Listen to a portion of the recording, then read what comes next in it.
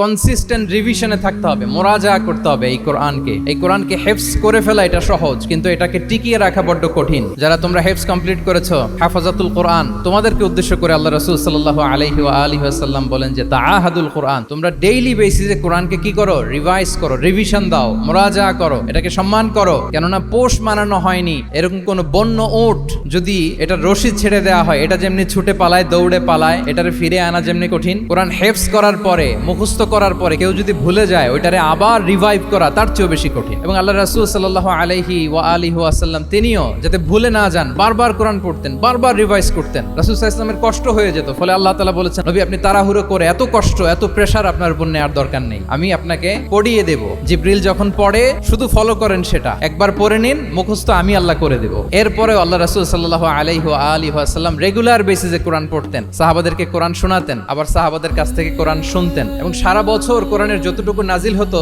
রমাদান আল মুবারাকে জিবরিল আলাইহিস সালামের সাথে রিভিশন করতেন। যে বছর তিনি ইন্তেকাল করবেন, ওই বছর দুইবার তিনি গোটা কোরআনকে জিবরিল আলাইহিস সালামের সামনে পেশ করেছেন, শুনিয়েছেন। তাহলে এটাই হচ্ছে সুন্নাহ। তিনি তো পৃথিবীর প্রথম হাফেজ নাকি? উনি রেখেছেন কিভাবে কোরআনকে? প্রিজার্ভ করেছেন কিভাবে? রিভিশনের মাধ্যমে। You have to revise a lot, you have to recite a lot. এটা আমাদের মনে থাকবে তো নাকি? শিক্ষার্থী বন্ধুরা আওয়াজ করো, মেক এ নয়েজ।